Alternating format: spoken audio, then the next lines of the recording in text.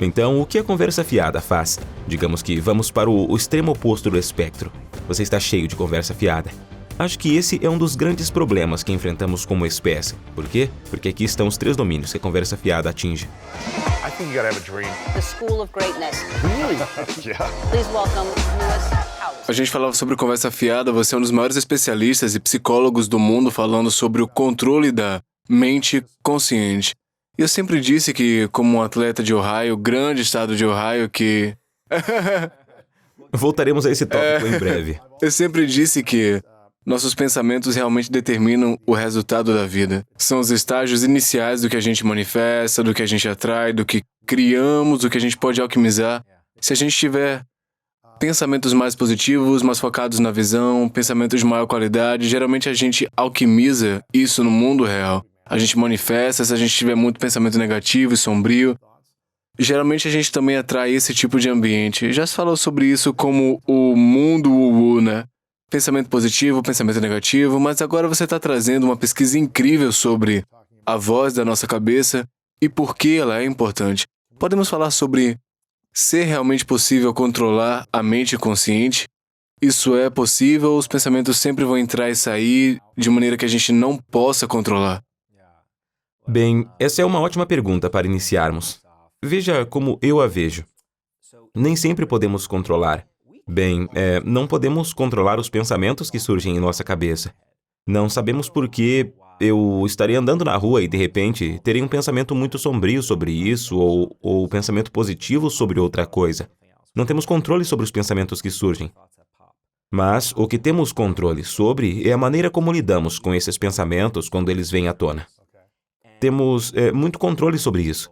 Podemos escolher mergulhar nos pensamentos. Se mergulharmos nos pensamentos positivos, isso pode ser ótimo. Então, sabe, eu estou aqui em Los Angeles, longe dos meus filhos e da minha família. Estou andando pela rua e pensando na minha filha mais nova, que tentou me enviar um FaceTime hoje às 4:30 da manhã. E eu fiquei feliz só de pensar em como isso foi fofo. Foi inapropriado, mas fofo ao mesmo tempo. Eu mergulhei nisso. Também posso optar por me distanciar de meus pensamentos ou desafiar meus pensamentos. Há uma série de coisas que podemos fazer quando os pensamentos surgem, e é aí que entra o controle. Como nós mencionamos um pouco antes, não somos ensinados de forma sistemática a gerenciar nossos pensamentos dessa maneira, e eu acho que isso é um problema, e é uma das razões pelas quais escrevi o livro. E se alguém estivesse perguntando quem eu acho que eu sou? Será que nós somos pensamentos ou nossos pensamentos são algo que não nos definem? Bem, acho que esse é outro ponto importante que podemos dar, porque os pensamentos são eventos mentais. Eles são coisas que surgem em nossa cabeça. Se eles nos definem ou não, depende do fato de nós permitirmos que eles nos definam. Como é isso quando permitimos isso? Podemos ser estratégicos a respeito disso. Permitir que eu pense em mim mesmo como alguém que... Vou lhe dar todas as características positivas aqui, certo? Então, alguém que é intelectualmente curioso, é um bom amigo, tem humildade. Eu permito que esses pensamentos me definam. Acho que eles são retratos bastante precisos de quem eu sou. Esses pensamentos estão sendo constantemente testados em minha vida, porque recebo feedback quando interajo com as pessoas, quando participo de diferentes tipos de eventos e as pessoas dizem coisas. Isso informa se essa compreensão de quem sou está em contato com a realidade. Acho que queremos ter isso.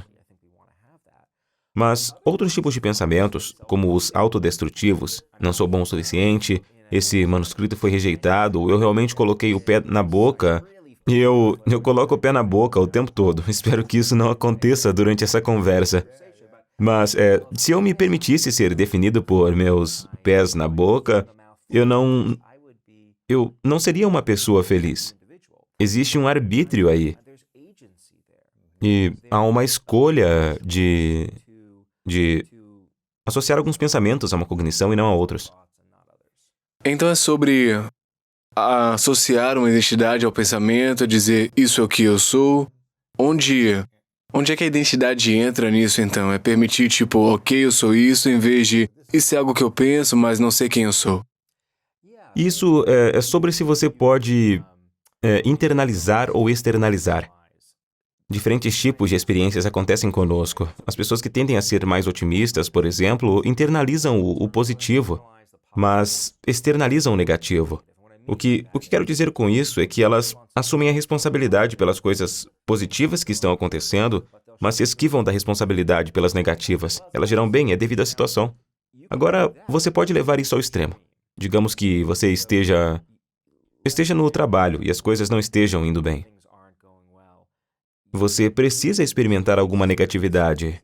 Nem sempre a culpa é de outra pessoa, às vezes a culpa é sua, e assumir isso pode ser muito útil. Uma coisa que costumo dizer às pessoas é que as emoções negativas não são algo que devemos tentar evitar. Desenvolvemos a capacidade de experimentar emoções negativas por um motivo. Elas nos fornecem informações realmente úteis que podemos usar para nos controlar. Um dos melhores exemplos disso é o fato de que há crianças que nascem no mundo todos os anos com a incapacidade de sentir dor física. Trata-se de uma anomalia genética. Se você não pode sentir, eu lhe dou um soco na cara e você não Você não sente? sente dor física. Se eu te apunhalar com a faca, você não vai sentir dor? Sério? É um polimorfismo genético, está no livro. Quebra um osso e não sente dor? Você não sente a dor. É uma mutação, é uma peculiaridade da genética. E você não sente a dor. E o que acontece com essas crianças é que elas morrem jovens. Porque eles colocam a mão no fogo, eles batem entendeu, a cabeça entendeu. várias A vezes. dor é útil em pequenas doses. É realmente útil quando eu coloco minha mão na chama, eu a afastei.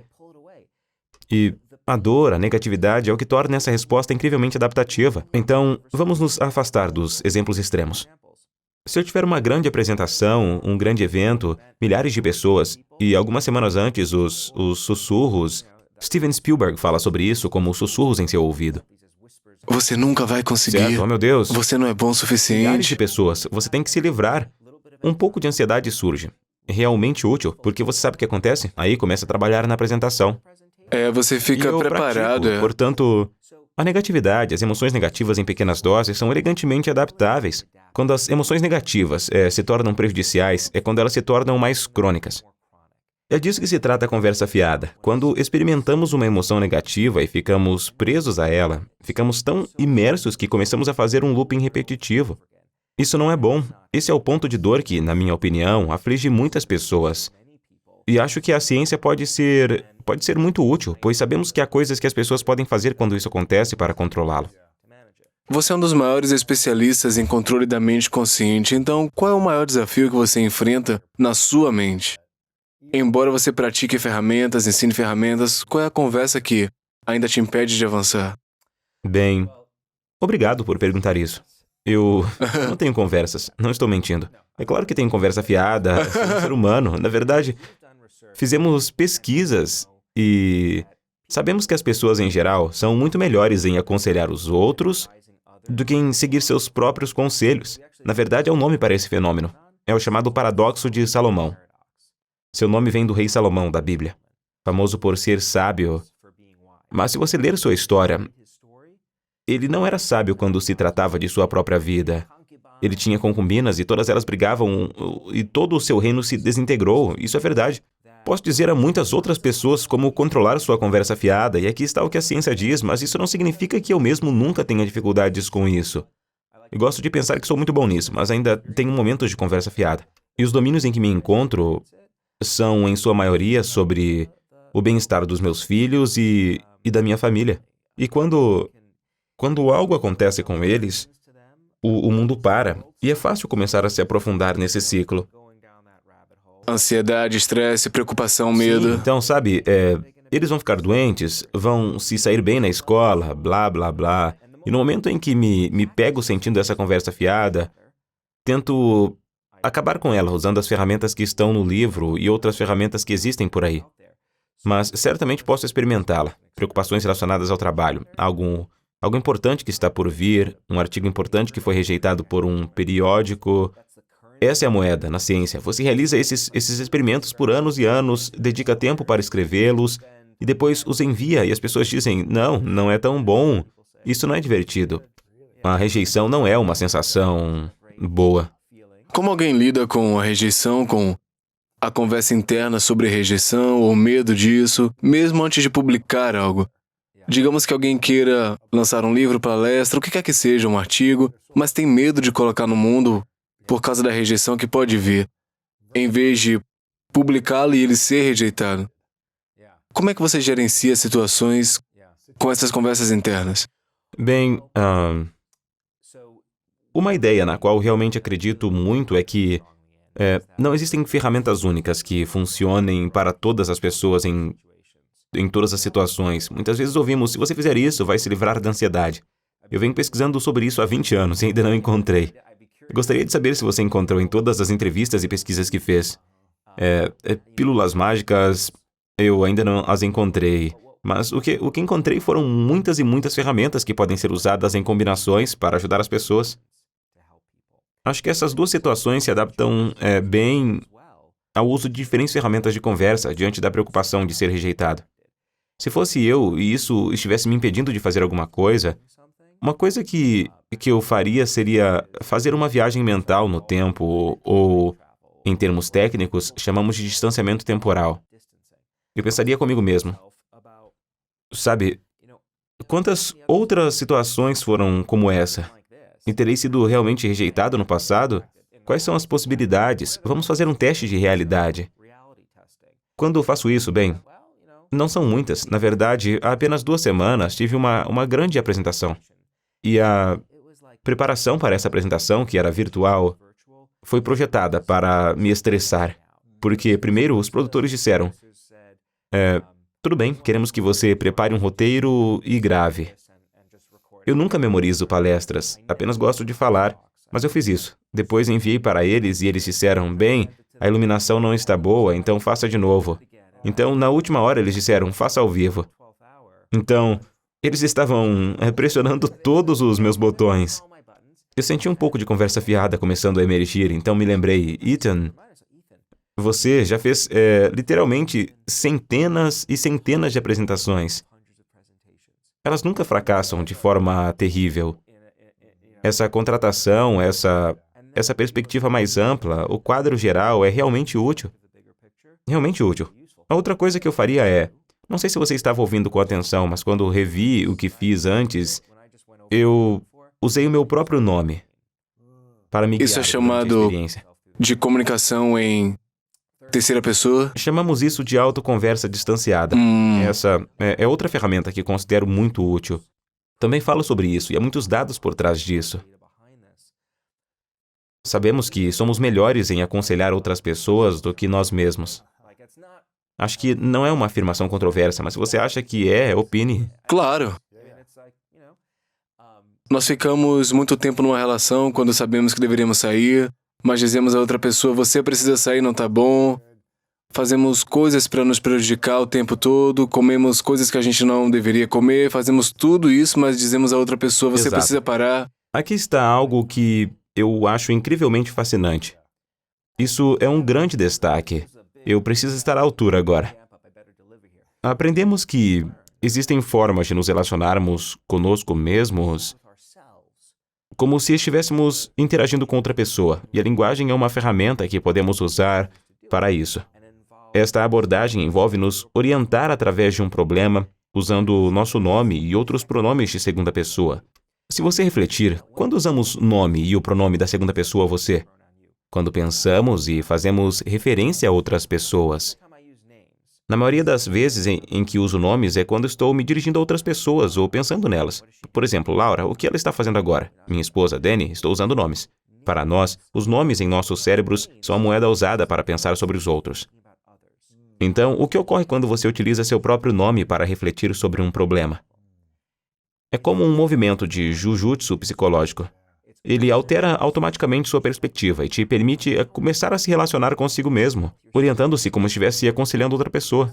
O que acontece quando não fazemos isso? Quando dizemos, eu sou horrível, eu sou estúpido, não consigo fazer isso, eu não sou suficiente, eu tenho que me livrar disso. Quando falamos a partir do eu, em vez de, Louis, você consegue, Louis, você é bom nisso.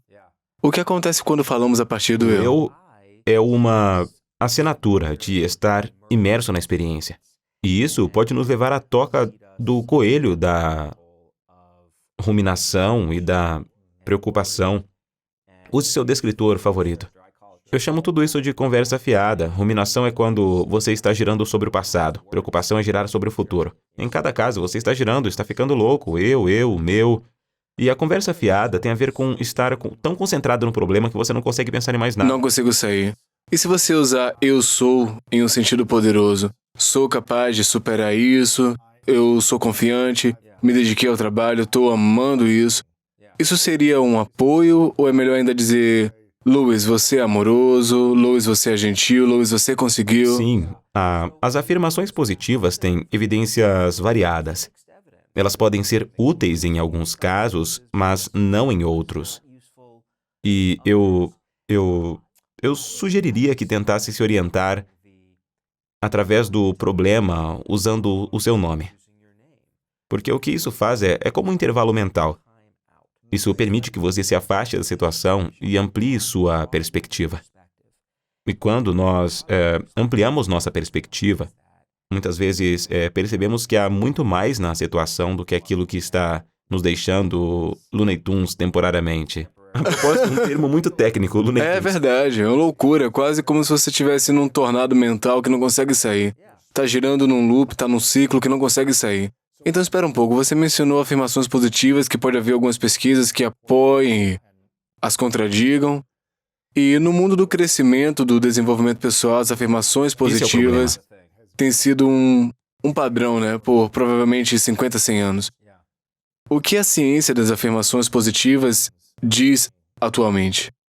Bem, as autoafirmações, essa ideia de que sou um bom ser humano, que tenho valor, há algumas evidências de que isso pode ser útil, mas há outros estudos que não mostram benefícios. Não que o efeito seja contrário, mas há uma certa variabilidade. Entendi. Bem, também você está mentindo no mundo real, né? Tá dizendo, eu sou uma pessoa íntegra. Então, provavelmente tem uma desconexão e você está dizendo uma afirmação positiva, mas não está sendo isso. Bem, acho que isso aborda uma questão muito profunda sobre a qual é útil falar aqui. Na grande parte do trabalho que fazemos, tentamos descobrir como podemos ajudar as pessoas que estão sentindo perdidas a superar isso. Você está incentivando elas a se engajarem e enfrentarem esse problema. Muito bem, Ethan. Como você vai lidar com essa situação? É uma situação. O que você vai fazer? Gosto de brincar que quando fazemos as pessoas se distanciarem dessa forma, ou usarem outras técnicas e ferramentas, não estamos transformando essa situação no equivalente culinário de cupcakes e xícaras de chá quentinhas. E acho que não deveríamos fazer isso. Isso significa que não estamos transformando essa coisa negativa em uma coisa positiva extraordinária. Estamos diminuindo a intensidade, permitindo que as pessoas enfrentem essa situação aversiva de uma forma que lhes permita seguir em frente. E nem sempre é possível pegar algo totalmente negativo e transformá-lo em algo extremamente positivo. E não sei se sempre queremos fazer isso, porque aprender com os erros pode ser muito, muito útil. Eu valorizo. Não existe uma maneira de você aprender com o erro e não deixar que ele consuma sua energia e Exatamente isso que faça com fazer. que você fique exausto. Tem algo que eu aprendi nos últimos anos é que eu não era tão bom nisso até cerca de 2 anos atrás e quanto mais eu pratico, eu descobri essa técnica. Talvez tenha um termo para essa ferramenta que você tem. Eu descobri essa técnica e é extremamente transformadora para mim. Você fala sobre viagem mental no tempo, né? Sim. Você mencionou sobre isso, viagem no tempo, mental. Olhar para trás e ver como você superou algo. Quando eu tô passando por situações de desafio, especialmente algo que aconteceu há alguns anos, tem uma situação desafiadora que eu pensei, cara, isso é bem ruim, muito ruim. E foi horrível por alguns meses. Eu lembro de pensar que a única maneira de sair daquilo sem sentir dor todo dia e sem me sentir explorado e abusado e todas essas coisas é pensar que isso está acontecendo para o meu favor. Daqui a 1 ano, 2, 5, 10, eu vou olhar para trás e perceber que isso aconteceu para que eu pudesse... realmente aconteceu para que eu pudesse fazer isso. Para que eu pudesse ser um líder melhor, para que eu pudesse experienciar minha vida melhor, crescer. É quase como uma projeção para o futuro e me repetindo, tipo, olha, isso está acontecendo ao meu favor, está acontecendo para apoiar minha missão no futuro e... Quando eu penso dessa forma, eu penso, ok, eu posso lidar com isso. Então, o que você descreveu não é notavelmente... Isso não é uma afirmação positiva. Nessa situação, essa é a única coisa que às vezes é positiva. Se estivermos lidando com uma adversidade verdadeira, parece inautêntico dizer apenas tudo vai ficar bem. O que você está descrevendo é exatamente viagem mental no tempo. O distanciamento temporal é o... Terminologia científica, Não, né? nerd, eu uso, é um hábito, desculpe. Eu gosto disso, distanciamento temporal, Distanciamento né? temporal. O que temporal significa? Temporal significa tempo, portanto, distanciamento através do tempo. Você pode fazer isso se distanciando do passado ou do No futuro. futuro. Pegue, por exemplo, a Covid, que tem sido difícil para muitos de nós. Eu também. O distanciamento temporal é uma coisa. Não seria agradável estar preso em Michigan, né? Seria duro, mas tudo bem. Eu estava esperando pelo próximo comentário irônico, mas não se Eu preocupe. tô brincando. Ainda temos mais tempo. Vocês têm Teremos lagos e piadas tudo sobre mais. Ohio.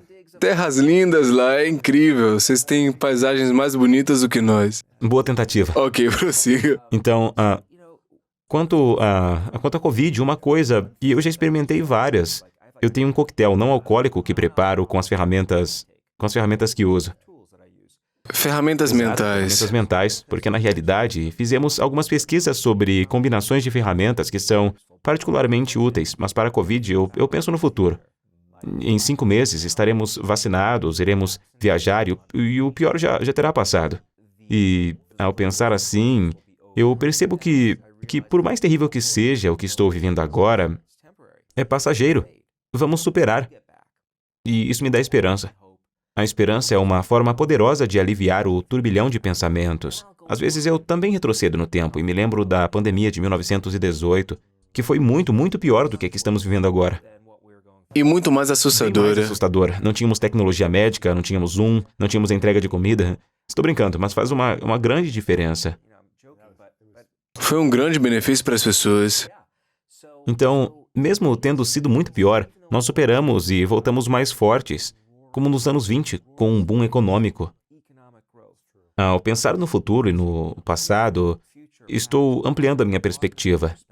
Isso me afasta da ideia de, oh meu Deus, não aguento mais um dia. Eu me sinto preso, como se não houvesse saída. Distanciamento, e é uma ferramenta Então muito você chama isso de distanciamento temporal. viagem no tempo em termos mentais.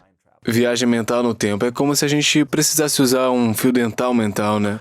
Isso é algo sobre o qual falávamos antes. Sobre como a maioria de nós não foi ensinada a ter essas ferramentas dos pais, amigos, professores da escola, porque eles não foram treinados para ensinar a gente essas coisas. E eu amo seu trabalho, você fala sobre o treinamento mental preventivo, a saúde mental preventiva, eu não sei que termo usa, mas não espere até que você fique ansioso e deprimido e sobrecarregado, precisando de remédio para se acalmar, mas usar essas ferramentas diariamente. O que você diria serem 3 ou 5 coisas que podemos fazer diariamente, coisas simples para começar a prevenir que a nossa mente nos domine? Então, já falamos sobre 2, portanto, não preciso revisá-los. Ok. Então mais 3. A conversa interna distanciada e a viagem mental no tempo. Vamos passar para outra categoria. A forma como gosto de simplificar todo esse universo de ferramentas é que há 3 categorias. Coisas que você pode fazer por conta própria, maneiras de reenquadrar a situação, ferramentas simples que mudam a forma como você pensa, que o ajudam a reenquadrar, que podem ser úteis. As 2 ferramentas de que falamos são exemplos disso. Outra categoria são o que podemos considerar como ferramentas relacionadas a pessoas, maneiras de interagir com os outros que podem nos ajudar. Vamos ver isso e depois entrarei na 3ª categoria. Ferramentas relacionadas a pessoas são realmente interessantes para mim. Primeiro porque eu sou um psicólogo social, portanto, me preocupo com a forma como interagimos uns com os outros, mas quando se trata de ruminações internas, há alguns mitos por aí, por isso vamos desmistificar alguns agora mesmo.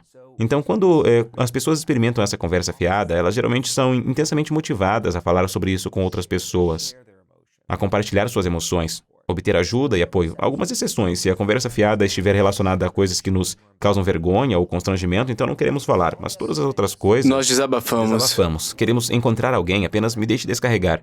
Isso é bom ou ruim, descarregar nos nossos amigos ou família? Isso é complicado, e vou lhe dizer o que não faz. Não nos ajuda a lidar com nossa conversa fiada, e pode até piorá-la. Ao desabafar com alguém, isso aconteceu, o que quer que seja, ou essa pessoa fez isso e reclamar sobre isso, você está dizendo que isso pode piorar, porque eles vão dizer você tem razão. Bem, vamos supor que você e eu, ignorando as diferenças geográficas, que nós somos amigos, certo? Então, digamos que eu ligue para você e diga: estou com muita dificuldade com algo, preciso do seu apoio. Deixe-me ajudá-lo. Então você começa a me fazer perguntas sobre o que aconteceu. Eu começo a compartilhar o que senti e continuamos conversando. Isso me faz sentir muito bem com nossa amizade. Sinto-me muito próximo e conectado com você. E as pesquisas mostram que quando você desabafa, isso fortalece a amizade, certo? Mas se tudo o que fizermos for reviver sobre o que aconteceu e o que você sentiu, em termos técnicos, se chama corruminação. Oh, Se ficarmos uau. apenas ruminando Ok. juntos, eu saio da conversa e fico tão chateado quanto quando comecei. Tipo, aquele cara... E ainda Certo. assim, eu estou apenas jogando lenha em uma fogueira acesa. Certo. Estou ativado, certo? Com certeza. Ótimo para nossa amizade, mas ainda tem um problema. Estou tendo complicações gástricas por causa disso. Palpitações Certo? cardíacas. Portanto, em vez disso, os melhores tipos de conversas quando se trata de gerenciar a conversa afiada, e há duas coisas. Você precisa se conectar emocionalmente com outra pessoa. Há valor nisso. Tem a empatia por eles. Empatia é extremamente importante, certo? Mas em um determinado momento da conversa, a pessoa com quem você está falando idealmente pode ajudá-lo a ampliar sua perspectiva. Você pode me encorajar a dizer: ei, veja o quadro geral, como você lidou com isso no... Faça com que eu viaje mentalmente, me ajude a colocar isso em perspectiva. Essa é a assinatura de uma ótima conversa quando se trata de conversa fiada. Então tenha empatia e escute, né? Ouvir profundamente, ter empatia, então você diria: ok, você gostaria do meu feedback ou apoio, ou de algumas sugestões de Sim. treinamento? Então, posso lhe oferecer? Eu realmente entendo o que você está dizendo. Você quer continuar ou posso lhe dar algum conselho? E perguntei de forma genuína porque sou um cientista, mas no capítulo, quando falo sobre isso, eu descrevo isso como uma arte. E realmente é uma arte. É uma dança. Certo? É uma dança porque indivíduos diferentes podem precisar de mais tempo para desabafar antes de estarem prontos para entrar no modo de dar e receber conselhos. Certo? Então, portanto, algumas pessoas estão prontas para isso imediatamente. Para outras pode levar algum tempo. A resposta pode variar dependendo da situação. Se for um evento de conversa realmente intenso, talvez você precise passar mais tempo apenas ouvindo e conversando antes de agir. Mas a maneira como você fez isso é exatamente o que esperaríamos. Mas essa abordagem é muito diferente de "ei, só preciso desabafar". E creio que há uma lição muito importante a ser levada para casa pelas pessoas que estão ouvindo. Porque se você entende que há esses dois elementos para obter um bom suporte de conversas de outras pessoas, isso nos possibilita ser muito mais deliberados sobre quem procuramos para obter suporte. Certo. Então, como mencionei antes, tem um quadro de conselheiros quando se trata de conversas. 3 pessoas a quem eu recorro para problemas pessoais e 4 quando se for algo profissional, questões relacionadas ao trabalho. E essas são pessoas que conheço. Elas vão ter empatia e se conectarão, mas também vão me ajudar a tentar resolver o problema. E o que é interessante sobre as pessoas nesses dois grupos diferentes é que há algumas pessoas que me amam muito e eu as amo de volta. E sei disso de fato porque o DNA determina isso, certo? Membros próximos da família, certo? Não converso com eles sobre meus desabafos porque sei que isso não melhora a situação. Ficamos presos em desabafos e isso não ajuda em nada. Portanto, sou muito seletivo quanto a quem recorro para obter apoio. E por outro lado, como conheço a ciência, eu gosto de pensar que posso ser um melhor conselheiro de conversa para os outros, para meus amigos, colegas e alunos. Quando eles me procuram, eu tenho um pequeno manual que me diz: veja como posso ajudar. E isso não é complicado, certo? São 2 etapas. Ouvir profundamente, sentir empatia e se conectar, e depois começar a reformular. E se você estivesse reenquadrando, você usaria a fala interna distanciada como treinador, uma vez que está distante? Eu diria: você já superou isso no passado, olha, você já fez isso, ou Eu estou lançando diferentes opções. ferramentas O que diferentes. sabemos bem, do ponto de vista científico, é que existem 26 ferramentas diferentes sobre as quais falo no livro. Sabemos como cada uma dessas ferramentas funcionam individualmente. O que ainda não sabemos é como elas se combinam para diferentes pessoas em diferentes situações. Como eles se integram, né? Sobre a integração delas, estamos fazendo ciência sobre isso agora. o desafio e a aventura para as pessoas que estão ouvindo é começar a fazer algumas experiências por conta própria. Descobrir qual é a combinação que funciona para você. Assim como minha filha, se ela vier até mim com alguma conversa na escola, essa menina está sendo má e esse menino tem uma queda por mim, mas meu amigo também tem. Todas essas coisas. Você me perguntou sobre gatilhos de conversas para mim. Minha filha está namorando. Qual a Esse idade? é um gatilho de conversa. Ela tem 12 anos. 12 anos, o que é que tá acontecendo no mundo? Essa é uma grande fonte potente e importante de... A propósito, é um da gatilho nossa pra você, situação né? atual, sim, é. E minha esposa me ajuda a ver o quadro geral. Qual é o quadro geral nesse cenário? Bem, todos nós passamos por isso. Você também namorou e Parte da faz parte da vida. vida e ela tem bom senso.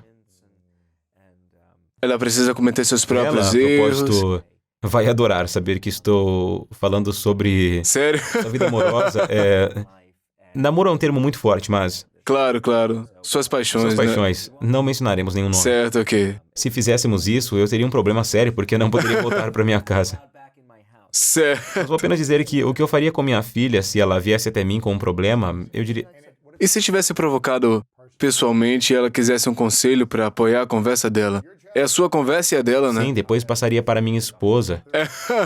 Posso ser bastante comum. Eu posso usar. Portanto, você precisaria usar as ferramentas em si mesmo. E depois que estiver em condições de ajudar outra pessoa, se estiver sob controle, trabalhará com a outra pessoa. Então eu diria, o que você diria à sua irmã se ela estivesse lidando com isso, ou ao seu amigo? Como você daria um conselho a outra Um pessoa? movimento de distanciamento. Essa é a melhor estratégia a ser tomada pelo técnico, né? Não dê resposta. Faça a pergunta e pergunte como eles fariam com Sim. outra pessoa. Sim. Essa é a maneira de fazer Descubram isso. isso, a descoberta. Essa é uma ação poderosa. Eu também faço outras coisas. O terceiro aspecto que não mencionei é o ambiente, o mundo ao nosso redor. Há ferramentas que existem no mundo ao nosso redor e elas estão esperando lá. Isso soa um pouco clichê, mas é a verdade. Portanto, vou lhe dar alguns exemplos, como espaços verdes. Há uma grande quantidade de pesquisas de ponta em neurociência que mostram que passar algum tempo em um ambiente natural e seguro... Sempre sinto a necessidade de dizer seguro, porque onde cresci no Brooklyn, parques e espaços verdes eram sinônimo de assalto. Portanto, tem que ser um lugar onde você possa baixar a guarda. Relaxar na Isso natureza. permite que sua atenção seja gentilmente desviada da conversa fiada, permitindo que você se recarregue de maneiras que são muito, muito úteis.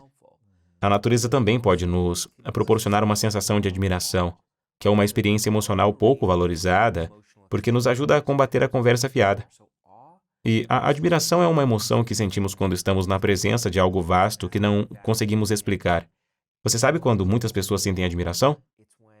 É quando os moradores de Ohio vão à Casa Grande, em Michigan, Ouvi dizer e se que é sentam no grande. estádio. É maior, acho que é maior que o estádio do estado de Acho que são Ohio. alguns milhares a mais, né? Um pouco maior. E eles simplesmente absorvem tudo, ficam cheios de Isso é admiração. incrível.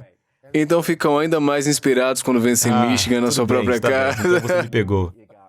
Sem problema, sem problema. Mas isso leva ao que chamamos quando sentimos admiração, leva ao que chamamos de encolhimento do sul. Então, quando a gente vivencia um momento de beleza, de admiração, um evento esportivo espetacular, seja lá o que for, um músico que faz uma apresentação, alguém fazendo algo grandioso, ou a natureza do elemento, o que é que acontece? Na nossa mente. Isso leva a nos sentirmos menores. Isso geralmente não é uma coisa boa, exceto quando estamos experimentando uma conversa fiada. Nossos problemas diminuem porque percebemos... Ei, por que você está preocupado? Você está preocupado com o que disse ontem no jantar? Há um universo inteiro aqui fora, que é muito maior que você. Portanto, é a melhor maneira de ampliar sua perspectiva e ajudá-lo a perceber que o que você está passando, embora ainda seja significativo, há mais na vida do que isso. Você citou o Dan Harrison, que é um amigo meu também, e, para mim, uma simples prática de meditação de 10 ou 15 minutos, pela manhã ou à noite, ou à tarde, me faz entrar num lugar de onde, na minha mente, eu deixo meu corpo, eu deixo o mundo que eu estou no espaço, e eu posso ver o mundo de uma perspectiva diferente, que é tão pequena e, portanto, o meu problema fica menor, né? Esse é exatamente o fenômeno. quando na minha mente eu imagino que eu estou no universo flutuando, o que é estranho, eu entendo, mas isso me permite pensar, a Terra é tão pequena, eu posso vê-la como um grão de areia, né? E aí eu posso me distanciar até que ela desaparece, e penso, tem tanta coisa lá fora e eu estou me preocupando com esse pequeno problema e permitindo que ele consuma minha mente o dia inteiro. Como é que isso está me apoiando, né? Como isso suporta o meu sonho? É libertador ter essa perspectiva.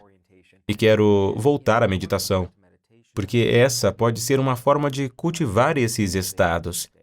Mas o que você descreveu lá, você se tornou uma mosca na parede observando a si mesmo. E o que sabemos é que existem esses movimentos estratégicos que você pode adotar para ajudá-lo a fazer isso. A meditação é uma delas, mas há outras coisas que você pode fazer no momento. Do que você mais gosta? Bem, quero dizer, linguagem. Isso é outra coisa. Ethan, o que está acontecendo? Você está se tornando um observador de si mesmo. Não sou eu, é outra pessoa, certo? Ou, digamos... Falando consigo, né? Ethan, o que Sim. está rolando? Em silêncio a propósito, não em Ok. voz alta. É isso mesmo. Os iPods facilitam isso se você quiser falar assim, porque... Mas eu ainda não recomendaria Claro, isso. claro. Quando você visualiza, geralmente vemos experiências. Pensamos em termos de palavras, mas também em termos de imagens e figuras. Portanto, eu provavelmente poderia pedir para você pensar em um momento do seu passado recente em que ficou com raiva e pedir para você criar um instantâneo mental desse evento. Claro, é. E podemos, de fato, manipular as imagens. Assim eu poderia pedir para você relembrar o que aconteceu com seus próprios olhos quando entrou na briga. Ou poderia pedir para você se distanciar e ver a si mesmo naquele evento, interagindo e brigando com outra pessoa, tornando-se uma mosca, observando sua própria experiência. E essa é outra maneira de fazer o que você acabou de descrever, que é se distanciar e pensar, ei, há mais do que isso. Como eu amo essa outra pessoa.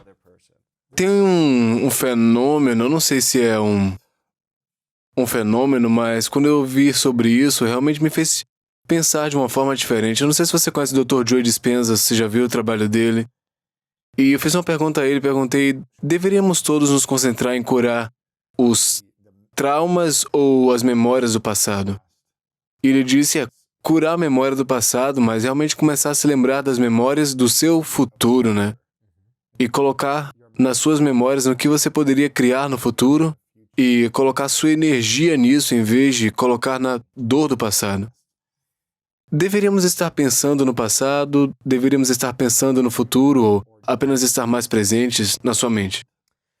Essas são perguntas profundamente importantes e estou muito feliz que você as tenha feito, porque Essa não é a escola da média. essa é a escola. Nós não estamos em Michigan agora, nós somos a escola da grandeza. Certo, vamos lá. Então,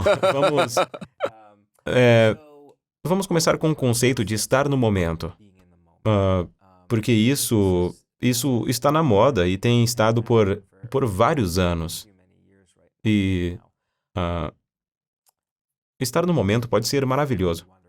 E eu adoro estar no momento às vezes. Às vezes, quando você está preso no passado ou no futuro, trazer sua atenção de volta ao momento pode ser libertador. Mas eu acho que há um ponto muito importante a ser mencionado. Este cérebro aqui em cima, ele não evoluiu para nos manter no momento. Na verdade, desenvolvemos a capacidade de viajar no tempo em nossas mentes.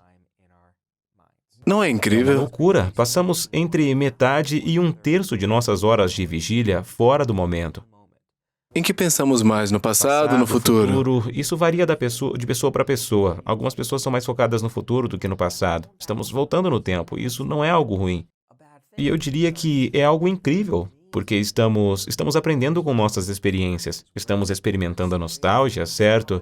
Estou saboreando as vitórias do passado. Estou fantasiando sobre o que está por vir. Tô sonhando, Sonhando, sim, é a capacidade de É uma viajar no loucura. tempo, é um superpoder. Quero dizer, uso essa palavra de forma leviana, mas na verdade é isso que nos distingue de outras espécies. O grau em que podemos fazer isso. Então, às vezes, quando viajamos no tempo, o DeLorean, se você entendeu a referência, ele fica preso. E isso é ruminação ou preocupação. E eu acho que uma solução é simplesmente parar de viajar no tempo. Não acho que essa seja a resposta, certo? Então, em vez disso, acho que devemos descobrir como podemos ajudar as pessoas a se tornarem melhores viajantes mentais no tempo. Como podemos ajudá-las a voltar no tempo? Pense nas coisas ruins, se necessário, e dê sentido a elas. Aprenda com elas, cresça com elas, sem ficar preso nelas. É isso que muitas das ferramentas podem ajudar as pessoas a fazer. Eu ouvi dizer que os seres humanos têm 50 ou 80 mil pensamentos por dia. Isso é verdade? Eu não tenho certeza do número real. É um número exato? Bem, seria, não sei, uma pergunta difícil de responder, porque parte dela é a seguinte. Bem, o que significa ter um pensamento? É uma imagem ou um verbo? Portanto, é uma pergunta difícil, mas é muita coisa. São muitos, né? Há muitas coisas acontecendo aqui. Você diria que há dezenas de milhares de pensamentos, ou pontos de conexão, ou ideias ao longo do Sim, dia? de Como é que fato, seria? há uma enorme quantidade de atividade ocorrendo em nossos cérebros. Provavelmente muito mais do que a maioria de nós poderia imaginar em termos de... Quero dizer, estamos constantemente fazendo conexões. Quero dizer, o tempo todo, subconscientemente, e depois isso emerge à consciência e... E eu ouvi dizer, novamente, eu não sei se é verdade, que se tivéssemos entre 50 e 80 mil pensamentos, a maioria deles seria negativos. E a maioria deles são recorrentes. Ouvi dizer que 80% ou algo assim são pensamentos repetidos. Na maioria das vezes são negativos, preocupantes ou baseados no medo. Pensamentos de proteção, Bem, isso né? eu posso comentar. Ok. Assim, houve diversas pesquisas. Um dos meus estudos favoritos foi um da antropologista, onde um cientista muito corajoso abordou pessoas nas ruas de Nova York, deu-lhes um gravador. Isso foi há uma década. E ele pediu que falassem em voz alta os pensamentos que passavam por suas mentes enquanto caminhavam pelas ruas de Nova York. Incrível. E é muito interessante, eu mencionei isso, falo um pouco sobre isso no livro, e você ouve as pessoas... Uma mulher começa a falar que está procurando uma loja de material de escritório, e então ela está pensando sobre o diagnóstico de câncer de uma amiga, e se aprofunda nesse pensamento. E então é como, e alguém me atrapalhou, e agora estou retornando ao pensamento de procurar a loja. Os pensamentos saltam de um lado para o outro, mas o que você percebe desse estudo e de muitos outros que tentam quantificar isso com ferramentas realmente avançadas, é que grande parte de nossos pensamentos é negativa. Ou seja, a maioria, eu não quero dizer todos, mas a ampla maioria dos pensamentos que surgem, eles são negativos. E quanto ao fato de serem recorrentes, essa é certamente uma sensação muito comum. Não sei Mas o que você acha que aconteceria, supondo que isso seja verdade para a maioria das pessoas? A maioria tem pensamentos recorrentes e muitos são negativos. Talvez vejamos o lado negativo devido à nossa programação, porque a gente evoluiu para ficar seguro, né? Adoro ela. O ruim predomina sobre o bom. Nossa predisposição é que o ruim predomina sobre o bom. Existem incontáveis estudos mostrando que somos incomparavelmente mais sensíveis às perdas do que aos ganhos. E a razão é que, do ponto de vista evolutivo, é potencialmente mais perigoso enfrentar adversidades do que desfrutar momentos bons. Portanto, como espécie, estamos programados para estar atentos às ameaças. E é por isso que os canais de notícia priorizam o negativo, porque as pessoas são atraídas para isso. A gente tende a dar mais atenção ao ruim do que ao bom.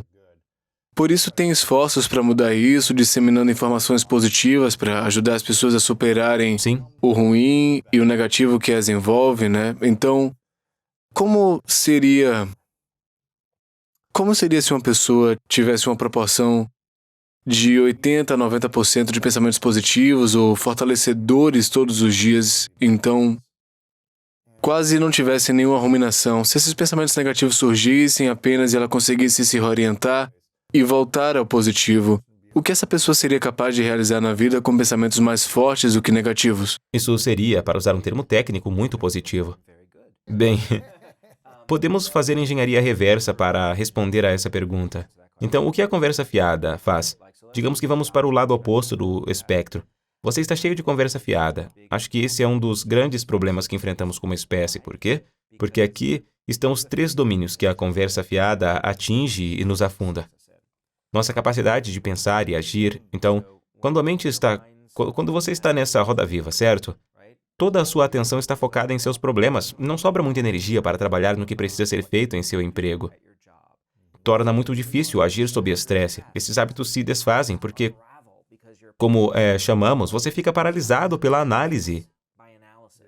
Certo? Portanto, E o quando você pensamento tem de desempenho diminui. conversa fiada e não consegue se livrar dela, seu desempenho, sua capacidade de pensar com clareza diminui, né? E Ok. em todos os domínios, há inúmeras evidências que comprovam isso. Vamos para outro domínio da vida que nos preocupamos. Chamamos de relacionamentos. É Portanto, importantíssimo. sabemos que a conversa fiada cria atritos em nossos relacionamentos sociais. Isso acontece de algumas maneiras diferentes. Se eu quiser falar com você sobre meus problemas, uma das coisas que geralmente acontece com a conversa fiada é que eu falo e continuo falando, e continuo falando, continuo falando.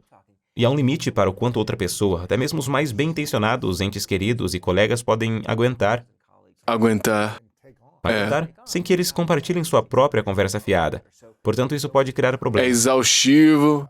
Isso mesmo, certo? Deixe-me dar um tempo. Portanto, atrito e relacionamentos.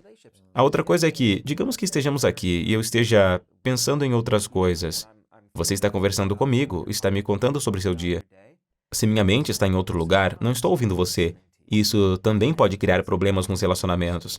Portanto, se eu estiver com conversa fiada na mesa de jantar e minha família, minha filha mais nova, não quiser outra coisa a não ser me contar sobre o que fez no recreio, eu pergunto a ela: "Ei, o que você fez hoje?" Ela começa a falar. Eu me distraio. 10 minutos depois eu pergunto: "Ah, então o que você fez hoje?" Acabei de lhe contar. Quantas vezes pode fazer isso sem começar a ter problemas? Portanto, os relacionamentos são um problema. E o último domínio é a nossa saúde física. As pessoas costumam dizer que o estresse mata, mas acho que isso é um pouco enganador, pois a capacidade de ter uma reação ao estresse, uma reação de luta ou fuga, é uma façanha da evolução. Se houver uma ameaça, se alguém estiver vindo me pegar, é muito bom saber que existe essa resposta que me prepara rapidamente para reagir. Portanto, o estresse por si só não é ruim. O que torna o estresse tóxico é quando a reação ao estresse aumenta e se mantém elevada ao longo do tempo.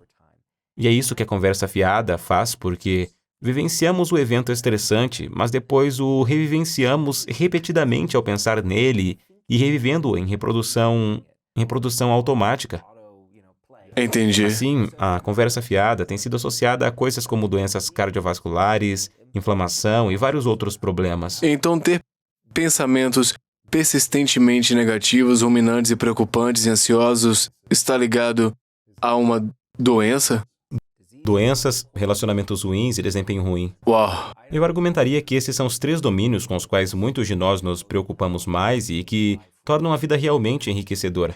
Assim, voltamos à sua pergunta sobre como é uma pessoa capaz de controlar essa conversa fiada e entrar em outro estado mental no qual ela tem pensamentos positivos ou ausência de pensamentos negativos. A lógica sugere melhorias em cada um desses domínios, Cada um, né? Melhor saúde, desempenho, relações. certo? O que acontece se alguém que está assistindo ou ouvindo tiver numa relação em que o parceiro tagarela tanto que toda semana pergunta ao parceiro e questiona o que é que você está fazendo, ou ele ou ela não tem confiança, talvez ele ou ela esteja fazendo algo ruim, que seja constante, independente de estar acontecendo ou não. O que acontece e como lidar com a conversa fiada de um parceiro que te acusa o tempo inteiro? Sim. Bem, é uma situação complicada em que se encontrar. Procura um terapeuta. Bem, há diferentes níveis para tudo isso. E a conversa fiada é uma característica da condição humana. É algo que muitos de nós enfrentamos em graus variados e para algumas pessoas, tentar usar as diferentes ferramentas disponíveis pode ser útil. E a questão é, se for meu parceiro, a ideia é, ok, vamos conversar para tentar ajudá-lo a entender o que são essas ferramentas. É necessário normalizar. É como se disséssemos, ei, muitas pessoas enfrentam essa conversa fiada, mas você não precisa continuar sofrendo com isso. Porque existem ferramentas baseadas na ciência que você pode usar, e se isso não funcionar, eu acho que há outras maneiras de intervir. E no extremo, há intervenções terapêuticas. Procure um terapeuta. E se a conversa fiada se transformar em estados profundos de ansiedade e depressão, em manifestações clínicas, eu aconselharia as pessoas a encontrar alguém que ofereça uma terapia com base científica, pois essa pessoa poderá ajudar de forma muito eficaz. É uma dose concentrada de ajuda, mas essa é uma pequena minoria de pessoas quando se trata de conversa fiada. A maioria de nós experimenta isso diariamente ou com certa regularidade. Quantos pensamentos negativos você acha que tem por dia? Em questão de porcentagem de positivos e negativos, você está em 50-50, 70 positivo, você treina sua mente para essas coisas. Bem, posso dizer que definitivamente uso essas ferramentas e trabalhei com diferentes combinações. Tenho minhas ferramentas de eleição e as uso. E, em geral, eu sou bastante positivo. Desde que não esteja pensando em Ohio. Perdendo para Toronto. Exato. E, em geral, eu sou positivo, em parte. Isso deve ser ao fato de eu conhecer os dados acerca da positividade. Na verdade, quando fizemos apresentações, ensinei aos professores sobre algumas dessas ferramentas. E, ao fornecer o contexto do otimismo, eu conto a história de um amigo da faculdade que costumava me dizer: "Por que você é sempre tão positivo, Ethan?" E a resposta que dou é melhor do que a alternativa. E se você examinar os dados, há uma quantidade impressionante de dados que relacionam o otimismo a muitas áreas diferentes. Benefícios, saúde, Relacionamentos, performance. Refiro-me a muitas das coisas das quais acabamos de Então, falar. o poder do pensamento positivo é comprovado cientificamente. Definitivamente, ser mais proativo e positivo é um resultado adaptativo, pelo qual devemos nos esforçar. Com uma pequena ressalva. Isso não significa que devemos nos livrar das emoções negativas. Significa que, se você experimentar uma emoção negativa, ótimo, você é um ser humano, isso está lhe servindo. Bem, na verdade, há estudos que mostram que quando você leva as pessoas a situações realmente estressantes, um grupo pensa nisso como uma ameaça. Meu Deus, não vou conseguir lidar com isso. E em outra situação você diz, sabe, essas sensações que você está tendo no estômago são um sinal de que você está enfrentando o desafio da situação. Então, você está reformulando esse estado negativo como: ei, este é o meu corpo fazendo o que ele deve fazer sob ameaça. Preciso fazer xixi porque não posso fazer xixi quando estou no palco. Seu corpo está se imobilizando. Interessante. Isso é uma reformulação. Você ainda está se sentindo desconfortável, mas isso o torna mais gerenciável. E as pessoas também têm um desempenho melhor. Portanto, não acho que queremos simplesmente ser mais positivos, mas evitar nos livrar de toda negatividade. Vou lhe perguntar isso novamente. Você já falou com inúmeras pessoas. Acho que mais de 1000 entrevistas até o momento. Milhares de episódios. Muitos episódios. Então, na sua opinião, qual é o objetivo? É ser sempre positivo ou ter uma maioria, como uma positividade básica e a capacidade de lidar com o negativo quando ele acontece? Para mim é pensar o que serve a visão, o que serve a missão. A raiva serve a missão que eu tenho na minha vida nessa época. E eu tô falando por mim, né? Serve para mim ficar com raiva e me apegar a isso, seja o que for que tenha acontecido, né? Alguém não foi íntegro, essa pessoa tentou me prejudicar, ou seja lá o que for. Será que adianta me apegar à raiva, ou à frustração, ou à dor, e colocar a minha energia nesse problema ou na minha missão? Porque é nisso que eu penso. Talvez eu penso em não desconsiderar como eu me sinto, em não desconsiderar a maneira como algo pode ter me machucado. Portanto, é sentir isso no momento e depois voltar para a visão quando eu puder me distanciar e dizer, ok, isso aconteceu, eu não estou gostando disso, isso é péssimo, eu tenho técnicas diferentes, eu posso gritar com o travesseiro ou fazer atividade física, e aí eu digo, ok, quanto tempo eu vou aguentar essa dor? Por quanto tempo eu quero sofrer e me concentrar em uma coisa em vez de uma missão maior e positiva? E é nisso que eu tento pensar, não é sobre desconsiderar emoções, minha dor, mas passar por elas rápido e voltar a me concentrar na missão. Bem, isso é totalmente compatível com a forma como eu vejo isso também. Você disse que se você sentir raiva, não vai querer se apegar a ela. O apego a ela é a conversa fiável. É isso que É isso que machuca. machuca. Mas a raiva, na quantidade adequada, é uma ferramenta. há uma perspectiva que diz que as emoções, ambas positivas, são ferramentas. Elas nos ajudam. Se sinto uma pontada de inveja quando eu vejo outra pessoa, isso me dá alguma... Bem, talvez você precise se esforçar mais nesse domínio, como... Ou sabe talvez uma coisa? seja algo que você se importa, né? Então vai trabalhar Exato. nisso. Isso mesmo. Portanto, podemos usar isso, mas não queremos ficar presos. Essa é a chave. De modo geral, vamos nos manter em um estado positivo. Não vamos desconsiderar o negativo ou tentar nunca vivenciá-lo. Acho que é realmente fortalecedor para as pessoas saberem que as emoções negativas não são algo de que você precise ter medo. Elas existem por um motivo. E se alguém tem a síndrome do impostor? Muitas pessoas falam sobre isso nos últimos anos. Se essa conversa estiver na sua mente, o que é que ela pode fazer para sentir que ela não é uma impostora, que estão onde precisam estar, estão prontas para o momento, a carreira, o livro, o que quer que seja? Como elas podem superar essa síndrome? Bem, a síndrome do impostor remete a esses ciclos de pensamentos negativos. No final das contas, não é um ciclo de pensamento negativo que está focado na ansiedade em si, mas é um conjunto diferente de cognições como, ei, eu simplesmente não pertenço a este lugar. Portanto, a ideia é que essas diferentes ferramentas que você pode usar se estiver fazendo um looping, independentemente do conteúdo do looping, experimente essas ferramentas. Na verdade, falamos apenas de algumas ferramentas. Viagem no tempo, distanciamento linguístico, natureza. De fato, falamos sobre outras. E uma outra que eu adoro é fazer um ritual. Eu sou um grande fã de rituais. Então fale-me sobre seus rituais. Qual deles é um dos seus Cara, favoritos? como atleta, eu fazia muitos rituais antes do jogo. Eu caminhava pelo campo, eu visualizava, não apenas repetindo na minha mente o futuro que eu queria criar, mas também preparando a minha mente para quando as coisas pudessem dar errado. Portanto, saber que eu estou no ataque ou na defesa, saber como eu vou reagir quando as coisas não saírem como eu quero. Me concentrando no fato de que tudo pode sair do meu jeito, mas se não acontecer, talvez eu estou preparado. Isso é no esporte, né? E outra coisa é, todas as noites antes de dormir, eu geralmente assistia filmes de destaque, né?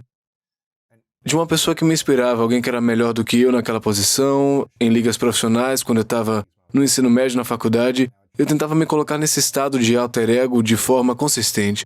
E eu quero voltar a falar de alter ego daqui a pouco. Outra coisa que eu faria, e eu já fiz muitas vezes, especialmente em relações, eu realmente nunca terminei bem uma relação, relações íntimas, né? Eu sempre guardei muita dor e sofrimento pensando o que é que eu poderia ter feito de melhor, o que é que eu fiz de errado, essa pessoa não me ama mais, enfim, isso é um desafio do passado. E eu já fiz muitas cerimônias e rituais em que eu escrevo cartas e não compartilho com ninguém. Eu agradeço a pessoa, eu falo sobre as coisas pelas quais eu sou grato, eu falo pelas coisas que eu não gostei da situação, eu peço desculpas, eu perdoo a mim mesmo também, depois eu vou lá e pego esse papel e aí eu rasgo ele, eu queimo ele, eu enterro ele. Pode parecer estranho, eu sei, eu não... Ok, não, só estou me aproximando um pouco mais da porta. Tá se aproximando da porta. Eu quero sair daqui, mas eu criei esses rituais pra mim, pra me ajudar a concluir relacionamentos, me ajudar a ficar em paz e não ficar ruminando frustração, né? E eu acho que isso me permite encerrar esse capítulo da minha vida e não me apegar a essa dor que eu senti. Então eu faço muitas coisas estranhas, né, por causa disso. Não, mas eis o que eu acho tão legal em todo esse espaço. Você descreve isso como estranho, eu vejo isso como algo belo. E o que muitos de nós fazemos na vida é tropeçar em ferramentas que ajudam. E às vezes, ferramentas que não ajudam. Mas acho que, se os pais lhe disseram que quando você termina com alguém, deve escrever uma carta... Não, aprendi por meio de terapia e de me comunicar com especialistas. Estou tropeçando em coisas. E acho que a oportunidade é dizer: ok, bem, aqui está o que sabemos sobre como todas essas coisas funcionam. E podemos simplesmente dar às pessoas uma lista dessas coisas, para que não precisemos esperar para tropeçar, como LeBron James é outro exemplo desse tropeço. Quando ele estava tentando decidir se deixaria o terrível estado, estou apenas brincando, quando ele estava tentando decidir se deixaria o Cavs, Gosto muito do LeBron, torci pelo Cavs, sou fã do Knicks, assim foram dias sombrios por um longo tempo. Bem, antes de Miami, quando ele estava tentando decidir se deixaria o Cavs ou não, durante uma entrevista à imprensa, ele estava analisando seu processo de pensamento e disse: "A única coisa que eu não queria fazer era tomar uma decisão emocional. LeBron James tem que fazer o que é melhor para LeBron James. Autodiálogo com distanciamento. Ele simplesmente fez isso." Jennifer Lawrence está em uma entrevista para o New York Times, com um repórter que começa a lhe fazer perguntas realmente difíceis. O que ela faz? Ela para, ela diz: "Tudo bem, Jennifer. Componha-se, isso não é terapia." Eu não sei. Não conversei com LeBron ou Jennifer, mas não sei se alguém lhes disse para usar o nome deles quando estiverem sob pressão, então... Quando eu vejo isso às vezes, eu acho que as pessoas verão isso. Se você vê uma celebridade, um atleta dizer: "Conor McGregor é o melhor de todos os tempos", seja lá o que for, você não acha que as pessoas pensam: "Ok, essa pessoa tem um ego, ela se acha pra caramba"? É aqui que a ciência é útil. Realizamos um estudo em que rastreamos a frequência com que as pessoas fazem isso em suas vidas. 5 vezes por dia. Enviamos a elas uma mensagem de texto e perguntamos: "O quanto você falou consigo mesmo? Você fez isso usando o seu nome?" E fizemos isso durante 2 semanas. Incluímos medidas de narcisismo para ver quanto o autoconceito é inflado em relação a esse aspecto.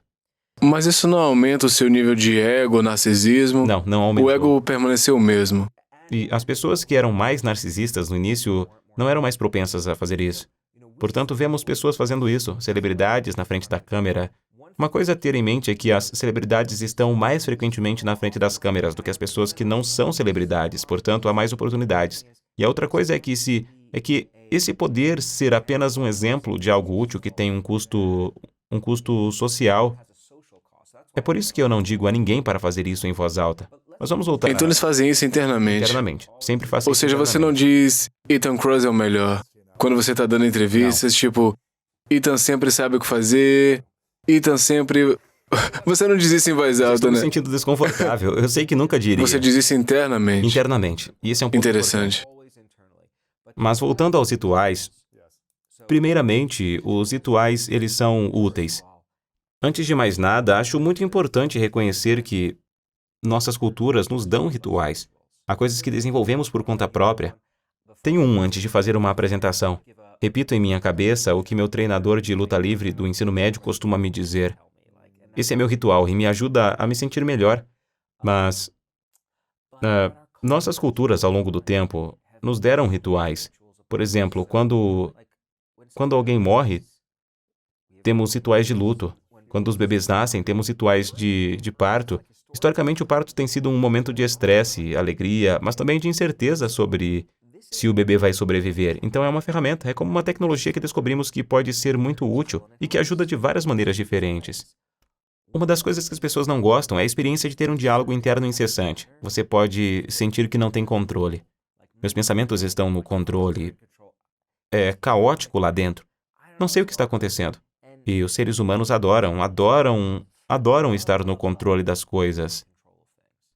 Se o mundo estiver ordenado e pudermos controlar as coisas, nos sentiremos muito bem. O que aprendemos é que, ao fazermos as coisas que estão sob nosso controle, ao nos envolvermos em uma sequência específica de comportamentos, como você faz com seus rituais, ou até mesmo em coisas como organizar nosso ambiente, pôr em ordem, isso nos dá uma sensação de controle. Podemos controlar nosso Com espaço. certeza, o ambiente. É por isso que eu faço minha cama todo Exato. dia. Isso me gera paz para poder ir para minha próxima atividade sabendo que eu fiz uma coisa produtiva. Ter o espaço limpo, eu tenho a mente limpa Correto. também. Isso não está em desordem, né? Você está compensando a falta de controle que tem em sua cabeça. Ao se controlar, é como se dissesse: sou um cara bem tranquilo. E em circunstâncias normais, se você fosse visitar meu escritório em casa, veria pilhas de livros e xícaras de chá alinhadas. Mas se eu estiver distraído com algo, como se o escritório estivesse falando em espanhol, e muitas vezes faço isso por reflexo, eu começo a organizar e limpar. O que isso faz com a sua mente quando você organiza o espaço? Organizar seus pensamentos. Sério? E, portanto, há dados. Isso não é apenas... Assim como o Rafael Nadal, ele deu uma entrevista há vários anos e acho que foi um jornalista que lhe perguntou: qual é a coisa mais difícil que você enfrenta na quadra? E sua resposta foi: a coisa mais difícil que enfrento é combater as vozes dentro da minha cabeça, controlar esses pensamentos. E se você observa Nadal, sabe o que ele faz. Nadal é famoso por se envolver nesses rituais elaborados. Ele organiza suas garrafas de água e as posiciona perfeitamente em uma diagonal com a quadra antes de cada saque. Ele mexe no cabelo, ajusta a bermuda e bate a bola. Ele diz, então por que você faz esses rituais? Eles me dão a ordem que eu procuro em minha cabeça.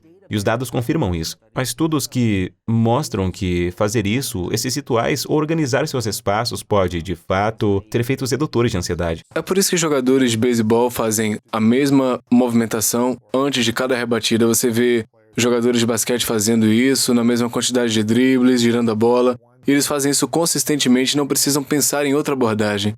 Você faz a mesma abordagem todas as vezes para limpar a mente. Assim, os rituais são uma espécie de ferramenta, no sentido de que nos ajudam de várias maneiras. Eles nos proporcionam a sensação de ordem e controle. Isso é útil. Os rituais também costumam exigir muita atenção, no sentido de que não é fácil realizá-los por terem várias partes. O que você descreveu, escrever uma carta e chegar ao ponto em que você começa a agradecer e a pedir desculpas. Os pensamentos transportados para o papel. Isso é esforço. E depois você também o está amassando, está queimando-o, colocando-o em uma máquina de incenso, está soprando por todo lado, está aplicando em algum lugar. Há etapas. E assim, realizar essas etapas tira nossa atenção dos pensamentos intrusivos. Portanto, também pode ser útil dessa forma, como uma distração momentânea. E outra coisa é que os rituais nem sempre, mas muitas vezes carregam um significado. Portanto, há um significado que muitas vezes temos ao nos envolver no mesmo ritual. Da mesma maneira, quando tenho um ritual de fim de semana com os meus filhos, em que acordo, faço exercícios, vou à feira, volto e faço o café da manhã. Exercício. Fazemos isso juntos. Há um significado. E esse significado é como você descreveu ao se tornar aquela mosca na parede. A vida é mais do que aquilo que eu represento e, portanto, os rituais fazem todas essas coisas. Com certeza. Portanto, essa é outra ferramenta. Há muitas ferramentas disponíveis. E é por isso que eu acho importante ter algum tipo de ritual, seja de 5 ou 50 minutos, todas as manhãs ou noites, para ajudar a iniciar seus pensamentos de uma forma mais produtiva, mais poderosa e progressiva pela manhã e não estar no modo de reação à conversa fiada. Comece o dia dessa forma e termine silenciando a conversa fiada. Eu gosto de terminar com gratidão, perguntando à minha namorada quais são as 3 coisas que você é grato. Eu compartilho 3 coisas para criar perspectiva, Talvez eu tenha ficado com raiva disso hoje, talvez isso tenha acontecido, mas ainda há uma coisa boa. A gente pode focar nisso. Sim, bem, acho que a gratidão é uma intervenção muito útil. Por isso, acho ótimo que vocês façam isso. E você mencionou isso. Trata-se de perspectiva.